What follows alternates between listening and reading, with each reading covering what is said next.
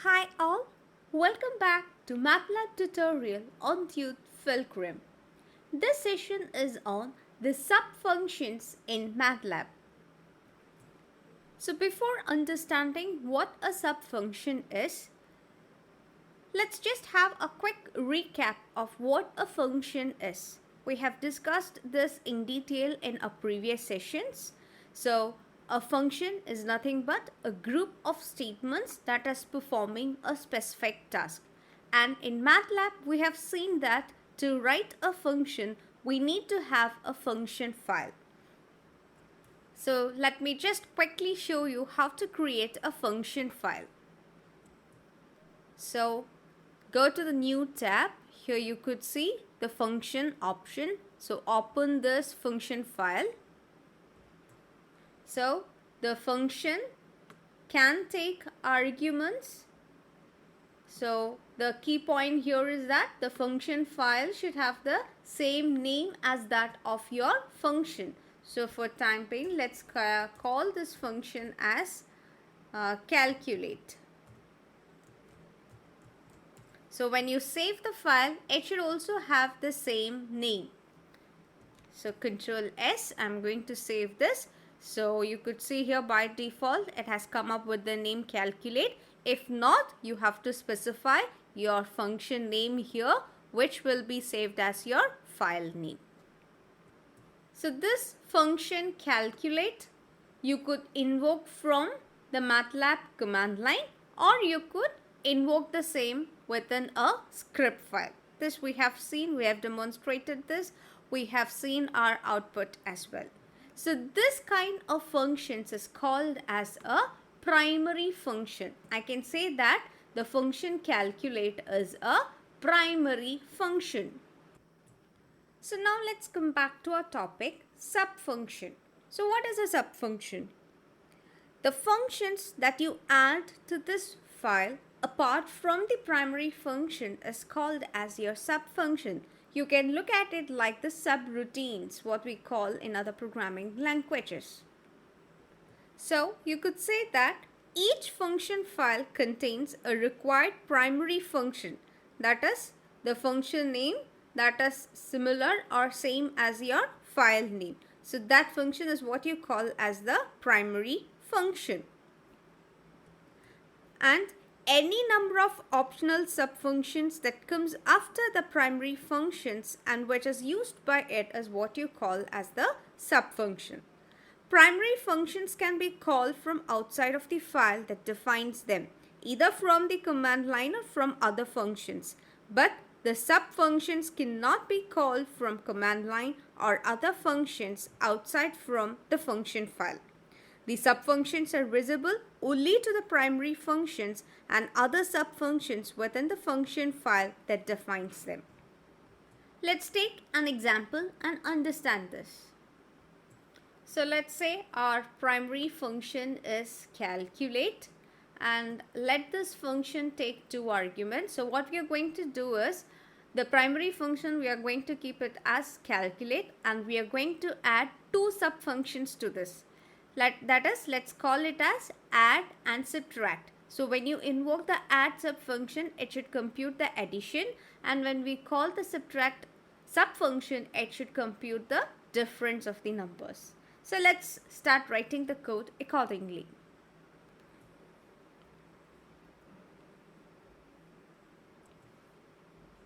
So let's call the output arguments as S and T, that is sum and difference, and let our function takes two input arguments. Let's call this as x1 and x2. So I'm going to modify this line. So let's say S is equal to, that is, let's now invoke our subfunction, that is add, which is computing the addition of two numbers. So I'm going to pass x1 and x2 here. So this add function is a subfunction to the primary function calculate. So this subfunction add is taking an output variable. You could call this as S, and it has two input arguments x1 and x2, which we are passing when we are calling the subfunction add. Same way, I am going to invoke the subfunction subtract. So d is equal to, let's call it as subtract, and let this function takes two arguments x1, x2. So now after you give the definition for the primary function, you can have the definition for your subfunction. So how do you write the definition of a subfunction? It is similar to your primary function. Use the keyword function. Then if there are any output arguments, you can specify the same here. So let's say sum is the output argument equal to, you can give your function name. So it is add. Now it takes two arguments. So you can pass two arguments here, let's say a and b. Now you can give the definition of your function. So sum is equal to a plus b. Terminate your function with an end statement. So we have one more subfunction.